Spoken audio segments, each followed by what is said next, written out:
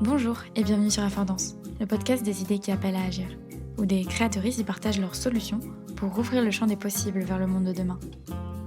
Aujourd'hui, j'ai le plaisir de recevoir Mathilde Wittok. Biodesigner, éco-designer et chercheuse en matériaux, elle est la fondatrice du studio MWO basé à Bruxelles. Formée à la Centrale St Martins de Londres, elle explore aujourd'hui les liens entre sciences des matériaux, éco-conception et design sensoriel. Son travail consiste à transformer des matériaux circulaires et des ressources locales en mobilier ou en structures acoustiques innovantes. Mathilde est une créatrice d'aujourd'hui, qui cherche, à travers son métier, à redonner vie à des matières et des matériaux parfois délaissés. Et nous allons voir aujourd'hui que les matériaux aussi ont une histoire à raconter. Je suis Thaïs Bassement et vous écoutez Affordance.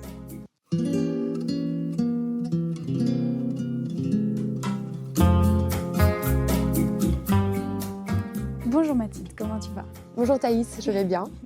Alors, donc tu es biodesigneuse, éco-designeuse et chercheuse en matières et matériaux. Est-ce que tu peux raconter tout le chemin que tu as parcouru pour en arriver jusque-là ? Oui, alors le chemin, il a commencé quand j'avais 18 ans et je suis partie à l'étranger pour apprendre l'anglais et faire une année d'art et de design, une formation à l'étranger pendant 1 an. Et j'ai pris énormément goût au design, à l'aspect créatif de ce que j'ai appris. Et moi qui initialement voulais me lancer en économie après cette année de césure, j'ai décidé de quand même me donner la chance et d'appliquer dans des très belles, très bonnes écoles d'art.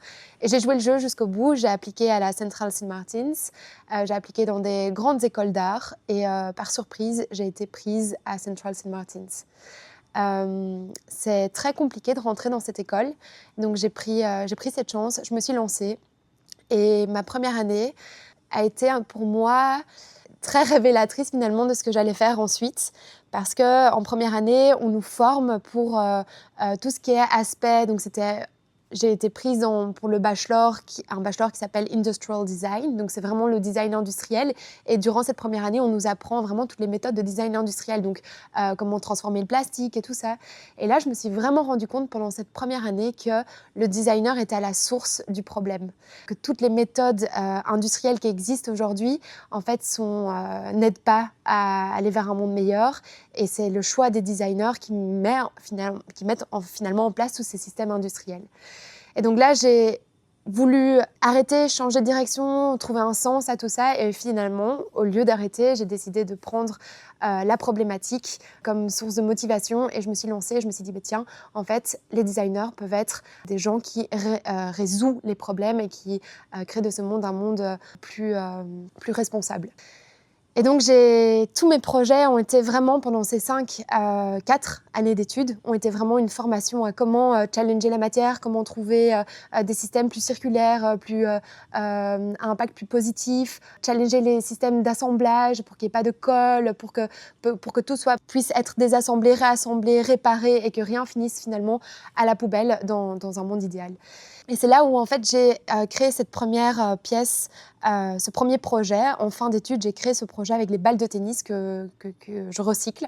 Donc là, je voulais initialement vraiment trouver une solution acoustique. Et cet aspect acoustique m'a accompagnée tout au long de mes études. Chaque projet que j'entreprenais, c'était toujours lié au son, à la pollution sonore, à l'impact du son sur le vivant, au niveau macroscopique, microscopique. Il y a tellement de choses à dire, c'est passionnant. Et donc, je voulais vraiment trouver une solution pour réduire la nuisance sonore dans les espaces publics. Et donc, pour trouver un matériau qui puisse m'aider à réaliser ça, j'ai fait un peu des recherches. Je ne connaissais rien à l'acoustique et je me suis vraiment renseignée. Je me suis fait accompagner de professionnels pour avoir des réponses à mes questions. Et finalement, je suis tombée... je savais que la feutrine était un matériau absorbant qui était assez intéressant. Et donc, j'ai commencé à me dire, mais pourquoi aller produire quelque chose alors qu'il y a énormément de déchets autour de nous ? Et je joue au tennis et je mettais mes balles de tennis à la poubelle. Et je me suis vite rendu compte qu'il y avait peu de systèmes de recyclage pour ces balles de tennis. Et donc, j'ai fait la recherche avec cette balle. Je l'ai découpée dans tous les sens pour voir s'il y avait une possibilité de réaliser des panneaux acoustiques qui puissent être du coup assemblés de manière circulaire, sans colle, puissent être réparables, puissent être aussi produits localement, mais globalement, parce que souvent, on crée des produits et puis on commence à les exporter Et l'idée, c'était vraiment de challenger le système économique actuel et de proposer en fait des solutions qui puissent être produites locales, mais de manière globale. Alors là, c'est un énorme challenge, j'y suis pas encore, je dois l'admettre, mais j'espère y arriver. Petit à petit, les choses ont été mises en place. Et alors, après cette année d'études, j'ai lancé petit à petit ce projet en parallèle à un master où je me suis lancée après. C'était un master en biodesign, de nouveau à la Central Saint Martins. Et biodesign, c'était très niche. Ça commence à être plus populaire aujourd'hui, mais c'était un master à l'époque qui existait depuis 2 ans seulement en Angleterre. Et ce master, en fait, c'est vraiment l'étude du vivant. Et là, je me suis penchée vers ce master car je voulais aller encore plus loin. Je voulais pas seulement avoir un impact neutre et utiliser des matières qui sont dans le recyclage, la récupération. Je voulais aller encore plus loin parce que c'est ce que le vivant nous permet de faire. C'est en travaillant avec le vivant, en fait, on peut absorber le CO2 et avoir un impact, en fait, qu'on dit régénératif. C'est-à-dire que lorsqu'on va créer cette matière, notamment avec les plantes absorbent du CO2 pour croître. Et donc là, on peut vraiment avoir un impact positif. Bon, on dit négatif, mais bon, c'est un peu... on peut avoir un impact régénératif. Donc là, je me suis lancée vraiment dans l'étude des plantes pendant 2 ans, toujours avec un lien avec l'acoustique. Et puis à la fin de mes études, après ces 2 dernières années d'études, je me suis lancée pendant une petite période de stage et toujours en lançant mes projets sur le côté. Je n'ai jamais abandonné, même si c'était des matériaux très challengeants. Et puis, je me suis lancée 1 an en fait, après mes études, à 100%. J'ai tout donné. Et maintenant, ça fait 1 an et demi que le projet existe. Et il y a des très chouettes projets qui ont démarré, des belles collaborations. Je suis rentrée avec les projets, je suis rentrée dans beaucoup d'échanges avec des business, des grosses entreprises, ce qui est super motivant car... voilà, ça apporte de la crédibilité, ça apporte de la motivation parce qu'à partir du moment où il y a des grosses marques qui sont intéressées, c'est que en fait, le projet est viable et que c'est possible. Avant de prolonger un peu toute la discussion là-dessus, comme toujours, je commence par demander à la personne de ramener un objet de ton choix, peu importe, dont tu vas parler et nous expliquer pourquoi tu voulais présenter cet objet aujourd'hui. Donc, je te laisse la parole sur ton objet. Ok. Alors, mon objet, bon, là, on va comprendre mon petit côté enfantin, mais mon objet est une fève. C'est un des 3 rois mages. Je l'ai eu il y a 2 ans grâce à un petit gâteau. Donc en Belgique, en fait, on fête à l'épiphanie, on mange un gâteau qu'on appelle la galette des rois. Et quand on mange ce gâteau, il y a une fève, une petite céramique qui est cachée dans ce gâteau.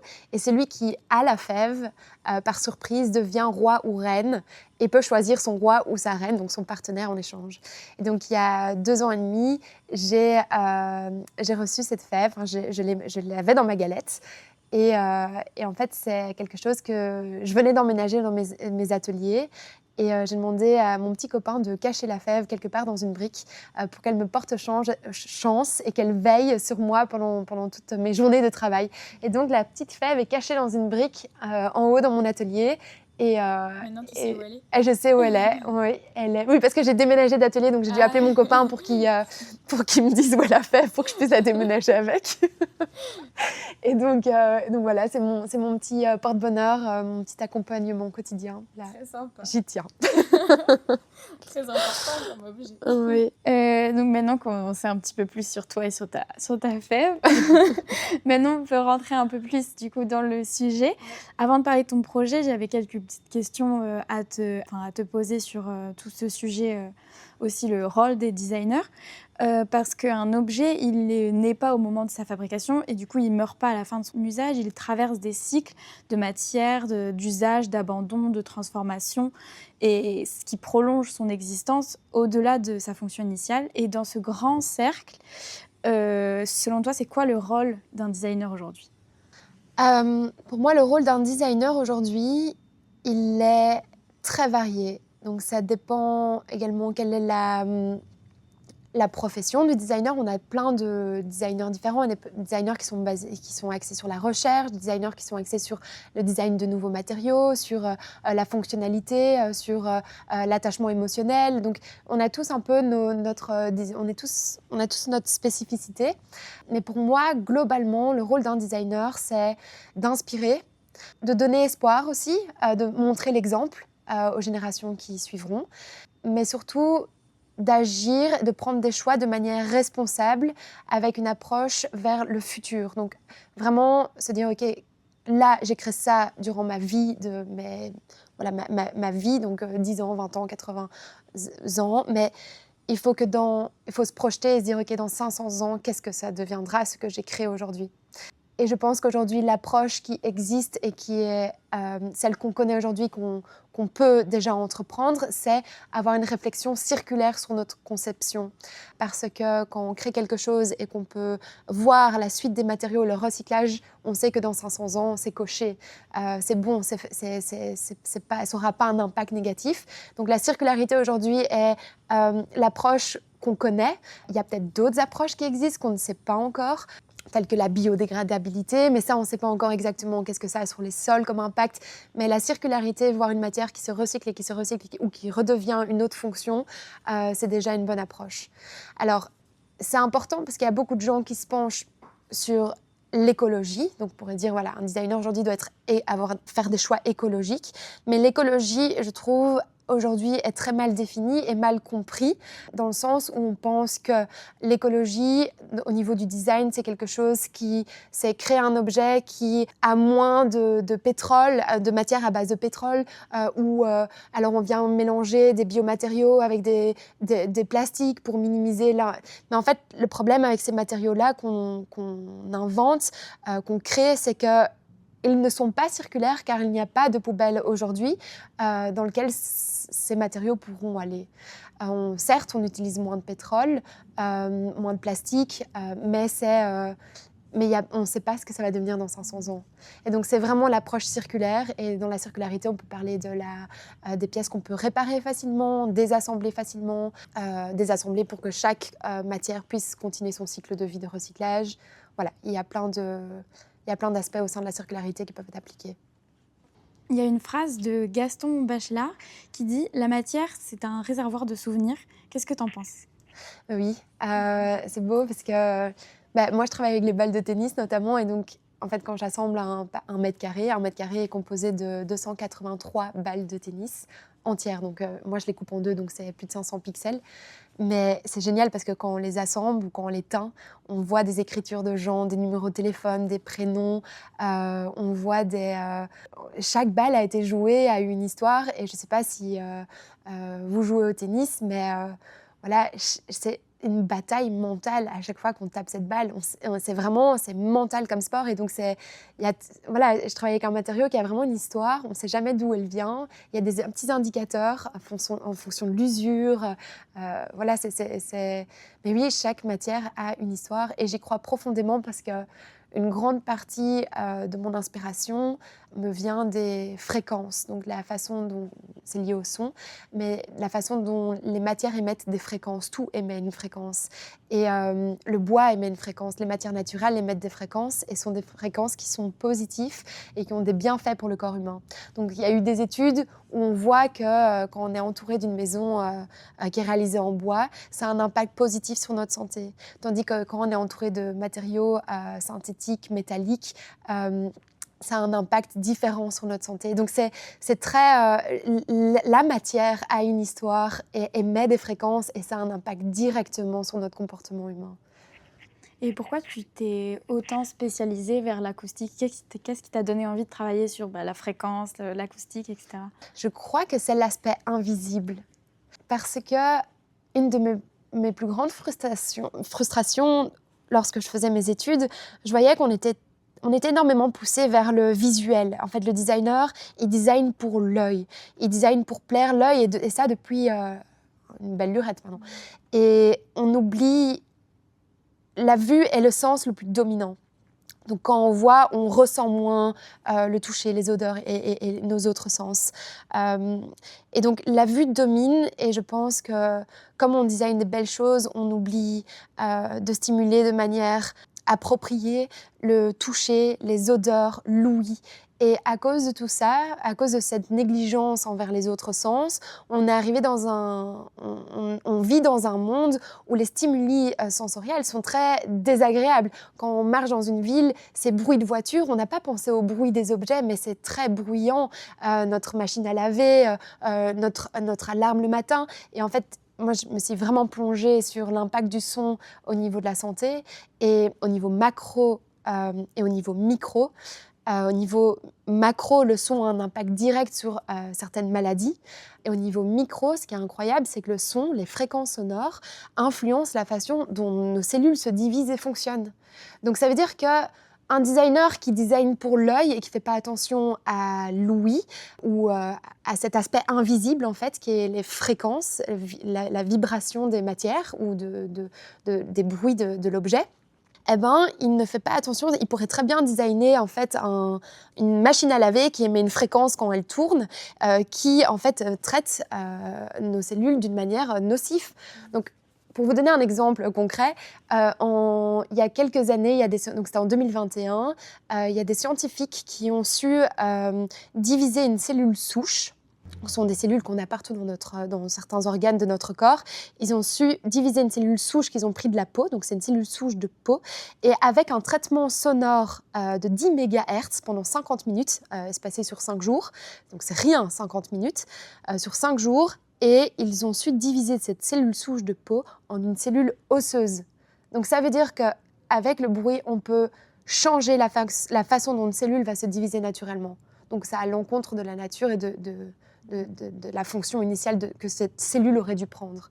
Et ça pourrait déjà, au niveau médical, apporter des réponses et des énormes espoirs par rapport à beaucoup de choses.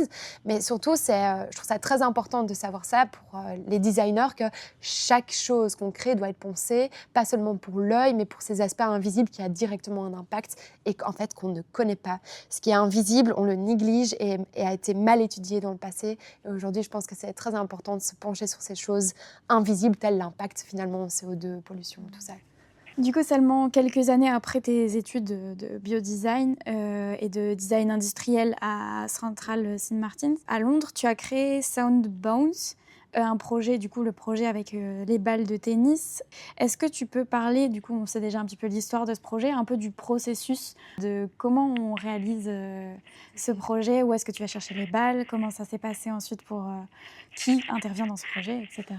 Alors, comment m'est venue l'idée ? Ça a été en fait, c'est toujours cette histoire de domino. Une idée, elle s'inspire d'autre chose. Je pense qu'on n'invente pas quelque chose comme ça qui sort de nulle part. Et j'ai été inspirée petit à petit parce que j'avais un premier projet. Donc déjà, il y a eu toute ma recherche sur le son, les fréquences, l'invisible. Donc c'est déjà quelque chose qui m'avait vraiment dirigée vers la pollution sonore et trouver des solutions. Et puis, il y a eu une deuxième bulle qui s'est ouverte plus tard où j'avais fait toute une recherche sur les personnes à sensibilité, à hypersensibilité. Donc j'ai approché des écoles où les gens ont de l'autisme. Et donc, j'ai été interrogée, faire des interviews avec eux pour essayer de comprendre, en fait, comment eux ressentent ces stimuli sensoriels. Et donc, c'était passionnant parce qu'en fait, quelqu'un qui a une hypersensibilité va prendre des positions, va avoir des réactions très innées, intuitif, des réactions que personne qui est plus dans l'acquis va moins avoir et va peut-être avoir des réactions qui finalement sont nocives parce qu'il a été complètement brainwashé pendant toute son existence. Et donc en fait, les gens qui ont sont hypersensibles, ils ont des réactions, ils ont une sensibilité et donc c'est parfait pour un designer. Donc j'ai été les interroger pour savoir quels étaient en fait les stimuli qui les correspondaient le plus au niveau des couleurs, au niveau du bruit, au niveau de la texture. Et c'était vraiment passionnant d'être en collaboration avec eux. Et c'était pendant le Covid que toute cette idée s'est enclenchée. Donc moi, j'étais enfin dans cette ville de Londres, dans le silence, alors qu'on connaît Londres, c'est une ville très bruyante. J'étais en plein centre et donc j'avais plein de choses comme ça qui se mettaient en place. Et puis avec cette recherche-là, j'ai premièrement designé en fait une chaise acoustique dans laquelle on pouvait se mettre dedans. C'est une chaise qui a été du coup designée en collaboration avec ces interviews que j'ai eues avec ces gens qui ont une grande sensibilité. Et je voulais initialement remplir cette chaise d'un objet qui puisse stimuler en fait le toucher. Et donc j'avais besoin de quelque chose de sphérique que je pouvais mettre dans un coussin en fait. Et puis, je suis tombée sur la balle de tennis qui a des propriétés acoustiques parce que cette feutrine, parce que ce caoutchouc, cet appel d'air dedans. Et je me suis dit, parfait, c'est complètement rond. C'est un déchet. Moi, tout ce que je recherchais, c'était un déchet parce que ça allait être caché dans mon coussin. Donc, je n'avais pas besoin de quelque chose de forcément joli. Et donc, je suis tombée sur cette balle de tennis. Et en fait, je la trouvais juste magnifique, feutrine. C'est très compliqué à produire si on veut créer un objet comme ça pour un designer. C'est très cher aussi. Donc, je me suis dit, mais pourquoi pas l'assumer et la montrer en extérieur. Et donc là, j'ai fait tout un système de découpe pour pouvoir assembler ces balles directement sur le revêtement de ma chaise. J'ai jamais pu réaliser de prototype de cette chaise. C'était que des 3D et des prototypages, des échantillonnages de balles découpées dans tous les sens. Et finalement, ce projet a été dérivé sur un autre projet où je cherchais vraiment une solution purement acoustique pour les bureaux, les offices. Et donc, je suis sortie de cette chaise et j'ai designé, j'ai été plus loin avec ma découpe parce que je m'étais rendu compte avec ma chaise et mes échantillons qu'il y avait un gros challenge avec un déchet. C'est qu'à partir du moment où l'utilisateur reconnaît que c'est un déchet, il va associer ça au déchet et d'où il vient. Donc, si tu ne joues pas au tennis et que tu veux une chaise magnifique, mais tu reconnais la balle de tennis, bah, tu auras moins envie d'acheter cette chaise parce que le tennis ne te parle pas. L'audience aime la narration, aime la provenance des matières, on vient d'en parler. Et donc, il fallait que je déforme aussi cette matière pour qu'elle ne soit pas reconnaissable au monde du tennis. Et donc là, ce que j'ai fait, c'est qu'il fallait absolument enlever ce jaune fluo qui rappelle le tennis et cette ligne blanche qui est hyper iconique au tennis. Et donc, je suis venue découper cette ligne blanche, teindre ce jaune. Et il y avait un grand problème aussi, c'était l'apparence de ce logo. Donc, il y a toujours ce logo, Babola, Wilson, enfin, ils sont tous là, ils sont tous présents sur les balles. Et donc ça, il fallait que je trouve un système où le logo est à chaque fois caché sans devoir l'enlever et utiliser des produits toxiques. Donc, le logo est caché grâce à un système d'écailles de poisson. Et puis, évidemment, il fallait que tout soit circulaire et que rien ne soit collé. Donc, c'était un système d'emboîtage qui cachait les logos, où la ligne blanche était plus visible et la couleur de la teinte pouvait changer cette couleur jaune iconique au sport. Et ensuite, maintenant, du coup, pour toute cette fabrication, maintenant un peu, enfin pas à la chaîne, mais je veux dire, qui est-ce qui produit les panneaux? Qu'est-ce qui rentre dans... Alors, c'est marrant parce que tout est fait artisanalement. Donc, pour le moment, les balles sont découpées à la main. On est en train de développer une machine actuellement qui est prometteuse. Donc ça va bientôt aider, mais ce sera toujours avec un aspect manuel. Et ça, les teintes sont toutes faites à la main également. Donc c'est dans des petites marmites. Et comme ça, on a vraiment une gestion de la couleur. On peut venir faire nos dégradés, cette nuance de couleur entre toutes les pièces. Et puis après, pour ce qui est des structures dans lesquelles vont les balles, ça, c'est un petit peu digitalisé parce que ce sont des machines numériques qui viennent découper nos structures. Et puis, il y a tout un assemblage en menuiserie et ponçage, finition du bois pour avoir les teintes qu'on veut. Des teintes qui sont réalisées pour le bois à partir de pigments minéraux et d'huile de lin. Donc, ça reste aussi une finition assez saine. Donc, voilà. Et donc, du coup, c'était ton projet un peu de fin d'études.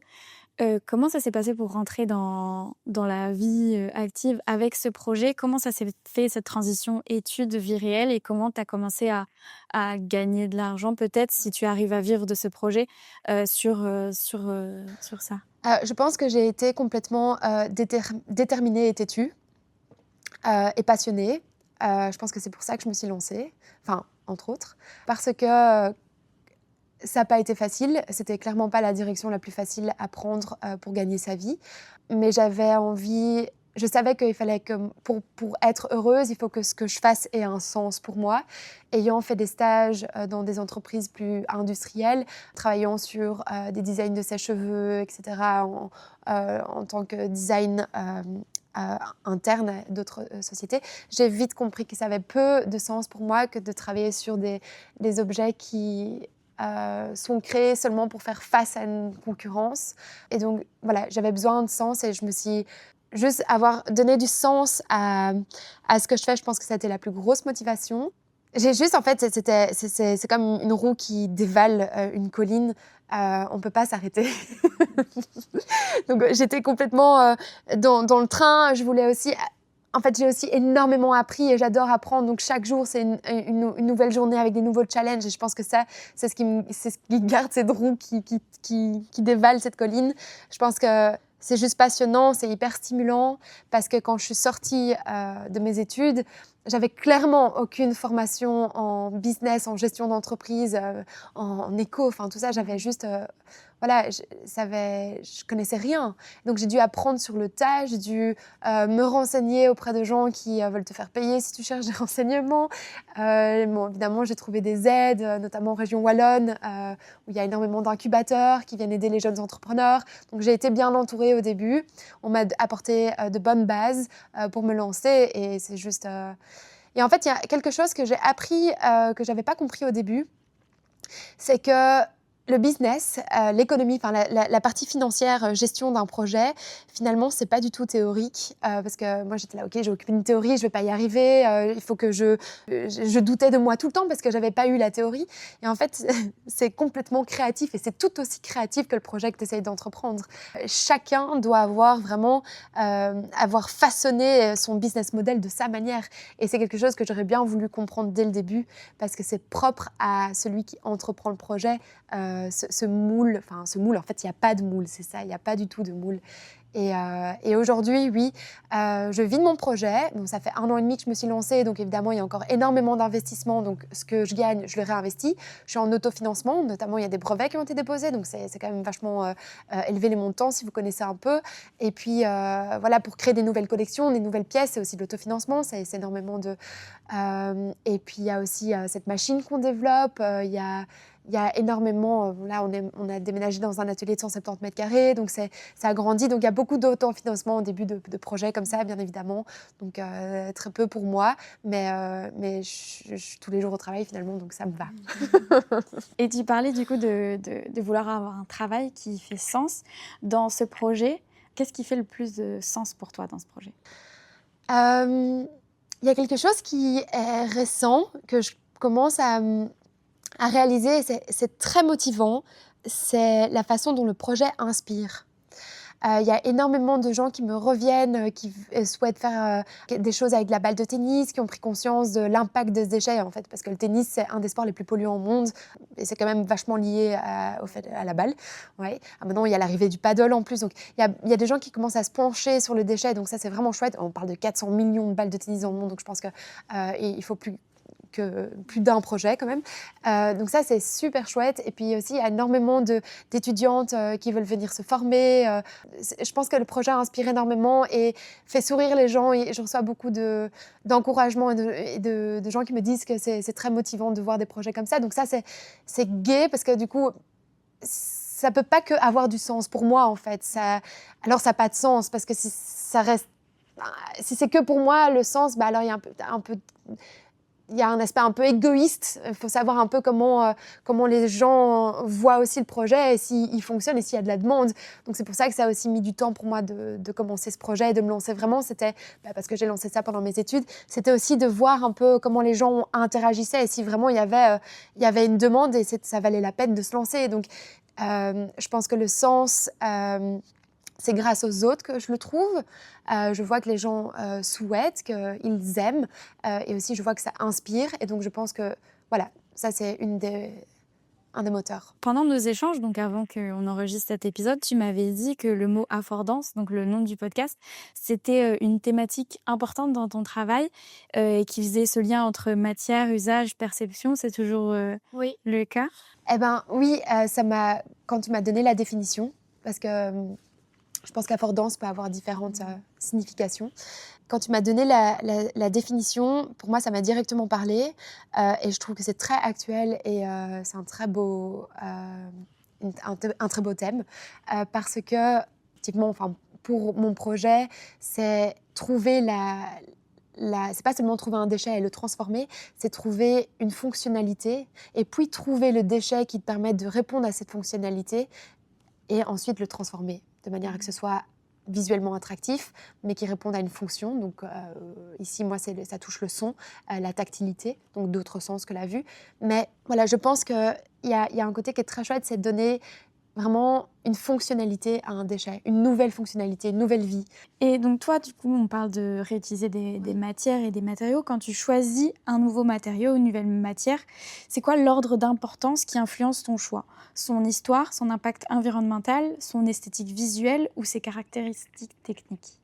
Alors, pour moi, c'est ça vient... Non, la première étape, c'est le besoin. Il y a une problématique et donc il y a potentiellement un besoin ou une solution à trouver. La solution, il faut la trouver. Donc, il y a énormément de recherches. Donc, ça, c'est la première étape. C'est vraiment trouver la meilleure façon de répondre à cette problématique. Ensuite, on a défini un produit qui est, là, dans mon cas, c'était trouver une solution acoustique. Et dans un autre cas, c'était stimuler sensoriellement les personnes dans un cadre très stressant. Donc, ça, c'était au début avec ma chaise. C'est trouver l'objet qui puisse répondre à cette problématique. Et la deuxième étape, c'est valider le projet avant de le créer. Donc, c'est vraiment venir interviewer, avoir des réponses des gens, faire des prototypes, tester, avoir les ressentis, et puis retourner dans le design et faire les modifications, retester. Et puis là, c'est un va-et-vient, un échange. Comme au tennis. Comme au tennis, exactement. Et puis après, on arrive sur la bonne balance. On a trouvé notre produit. On a reçu les validations qui peut répondre à cette problématique. On voit qu'il y a une demande. C'est top. OK, on lance. Et donc là, on lance pas tout de suite d'un coup en mode grande échelle. C'est une grosse erreur. C'est d'abord revenir en petite série, toujours au niveau prototypage, et venir faire des foires. Moi, c'est ce que j'ai fait avec mon projet. J'ai fait énormément de foires. J'ai reçu énormément de feedback. Toutes ces expos que j'ai fait, c'était de l'or pour moi parce que j'ai reçu beaucoup de feedback. Les gens sont venus essayer mes produits. Et avec ça, j'ai encore amélioré mon produit. Et petit à petit, les réseaux sociaux m'ont bien aidée parce que c'est grâce aux réseaux sociaux que j'ai compris qu'en fait, il y avait réellement une demande et pas seulement autour de moi, mais internationale. Et donc là, je me suis dit, OK, en fait, il faut mettre en place cette solution à l'international. Donc, c'est avec un système de brevet, faire un droit de licence pour une production locale à l'international avec les tournois locaux. On a en Australie, aux États-Unis, en Europe, il y a pas mal de tournois un peu partout. Et donc, c'est tout d'abord trouver la problématique et avant de choisir, oui, et après on vient au choix des matériaux, évidemment. Ça, pour moi, c'est tout l'aspect du design. Donc, c'est trouver des matériaux. Et c'est vraiment ça, c'est le design, c'est trouver des matériaux et un système d'assemblage de ton produit, de sorte à ce qu'il puisse être justement circulaire et que ce soit des matériaux qui nécessitent pas trop d'énergie à être produits ou transformés. Tout va ensemble, mais les matériaux, c'est d'abord trouver un problème, une solution, et puis au niveau des choix des matériaux. Et en fait, pour moi, quand j'arrivais au choix des matériaux, c'était 30% de mon projet. Donc, 70% c'était la recherche, puis 30% c'était recherche des matériaux et trouver une solution. Et en fait, c'est pas très compliqué parce qu'on vit dans un monde où nos décharges sont énormes, il y a énormément de matière. Finalement, il faut juste aller faire son shopping, quoi, et trouver les gisements, savoir où ils sont. Voilà. Est-ce que selon toi, les gens, ils utilisent de la même manière un objet totalement neuf et un objet qui a un matériau, une matière qui a déjà vécu? C'est une bonne question. Ça dépend. Bon, si je trouve un sac en plastique dans la rue, on va pas le traiter poliment. Mais par contre, si j'ai reçu une vieille montre de ma grand-mère et que celle-ci appartenait à mon arrière-grand-mère avant, c'est un objet qui est devenu transgénérationnel. C'est un objet qui a en fait quelque chose qu'on n'a pas avec un sac en plastique, c'est-à-dire un attachement émotionnel. Et je pense que ça, c'est quelque chose qui est aussi très important dans le design, c'est créer cet attachement émotionnel. Sinon, en fait, on considère déjà le produit comme un déchet et on peut s'en détacher facilement, trop facilement. Et c'est cet attachement émotionnel qui fait qu'on garde un objet et qu'on justement il devienne transgénérationnel. Et ça, c'est dans la qualité de la production. Moi, je travaille beaucoup en customisation, donc les gens viennent vraiment ici sélectionner les couleurs en fonction de leur cadre de vie. Donc il y a un côté où il y a cet attachement émotionnel qui peut être créé au niveau de l'intimité de la pièce créée, l'aspect unique de la pièce. Ouais, c'est le grand challenge, c'est comment toucher le cœur de quelqu'un avec un objet et de manière durable. Est-ce que le réemploi, donc comme par exemple les balles de tennis, est-ce que ça devrait commencer à être une norme dans le design, ou alors il faut continuer à le garder comme une pratique alternative en plus du design qu'on fait actuellement? En fait, je ne sais pas si en faire une norme, c'est la solution, ou même si c'est faisable, parce qu'en fait, pour recycler, il faut qu'il y ait eu une première vie. Donc finalement, en fait, je pense que c'est le tout premier créateur qui doit penser à la circularité et la continuité de son objet qu'il a créé. Là, disons, Babola, il crée une balle de tennis. Elle sait qu'elle va être jouée 3 heures et après, elle va finir dans une poubelle.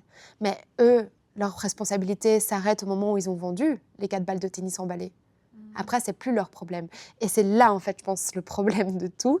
C'est qu'en fait, la responsabilité ne devrait pas s'arrêter à partir du moment où ça a été vendu. Il faut avoir pensé et mis en place des solutions. Peut-être pas en être responsable de ces solutions et pas lancer tout un système de recyclage. C'est pas le business model de Babola, mais je veux dire peut-être indiquer aux consommateurs où recycler en fait ce produit. Donc là, c'est pour les balles de tennis. Mais je pense que voilà, pour toute autre matière, c'est un peu le cas. Et maintenant, j'ai une dernière question. Du coup, là, on arrive déjà un peu à la fin de cet échange-là, qui est quand même une grosse question assez globale. Okay. Je te laisse prendre le temps de répondre si tu veux prendre le temps. Qu'est-ce que construire demain, ça signifie pour toi ? Construire demain, c'est construire pour la vie terrestre de demain. Pas seulement les humains, mais tout l'écosystème terrestre. Donc c'est prendre en considération pas seulement le bien-être et la santé humaine, mais c'est aussi le bien-être et la santé des arbres, de la nature, des animaux. Et je pense que c'est important de prendre ça en considération dans nos méthodes de construction. Moi, il y a quelque chose qui me passionne énormément, qui permet d'avoir une approche assez intéressante et innovatrice des idées de manière générale et de la conception. J'aime beaucoup me tourner vers le cerveau, voir comment il fonctionne. Parce que finalement, l'être le plus nocif sur Terre aujourd'hui, c'est l'homme. Voilà, c'est nous qui détruisons le monde. C'est clair. Et en fait, on est l'être doté d'un cerveau, on ne sait pas si on a un cerveau plus développé, je pense qu'on ne connaît pas assez la nature que pour se mettre en avant, mais on a un cerveau qu'on connaît, plus ou moins. Et je pense que venir étudier ce cerveau peut aider à concevoir des produits qui nous aideront à construire mieux demain. C'est-à-dire, je m'explique, le cerveau, c'est un petit muscle. C'est juste un petit muscle, c'est rien du tout en fait un cerveau. Mais il a des chemins, il est tout formaté le cerveau. Et je pense que si on connaît le cerveau assez bien, on a certains points qui se ressemblent d'un humain à un autre. Je pense qu'on est une espèce en fait très prévisible. Et on peut, en étudiant assez bien le cerveau, on peut faire des produits et venir justement toucher à cet attachement émotionnel.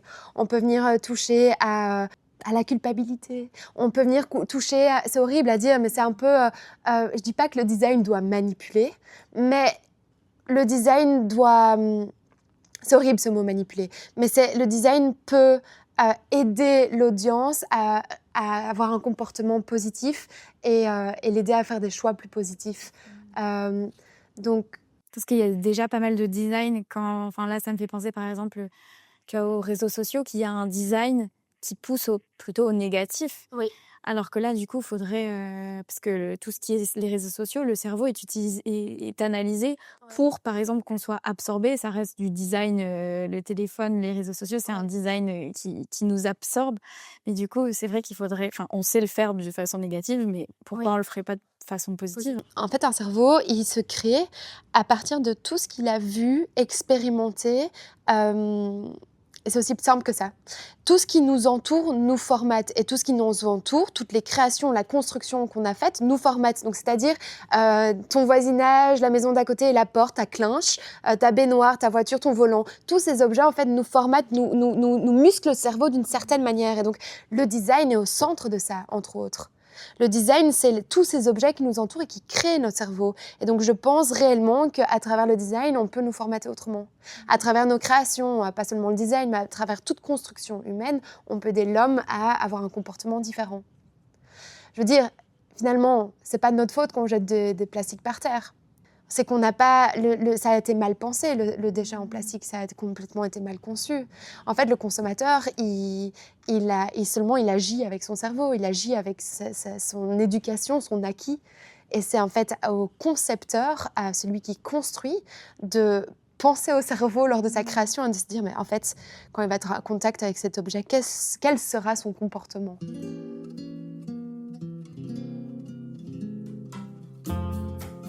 Merci beaucoup Mathilde d'avoir partagé tes idées aujourd'hui. Merci pour ton temps, pour ton engagement et pour tes idées dont tu as parlé aujourd'hui et qui, j'en suis sûre, inspireront les créatrices d'aujourd'hui pour le monde de demain. Merci aussi à vous d'avoir écouté cet épisode d'Affordance. N'hésitez pas à découvrir le travail de Mathilde Wittock, que ce soit en ligne ou sur les réseaux sociaux. Et tant que vous y êtes, pensez à vous abonner à affordance.podcast sur Instagram ou sur LinkedIn pour ne rien manquer des prochains épisodes. Et si le podcast vous plaît, parlez-en autour de vous. Ça m'aiderait beaucoup à faire connaître le podcast. Je vous souhaite une très belle journée. Merci de nous avoir accordé un peu de votre temps. Prenez soin de vous et du monde qui vous entoure. À bientôt.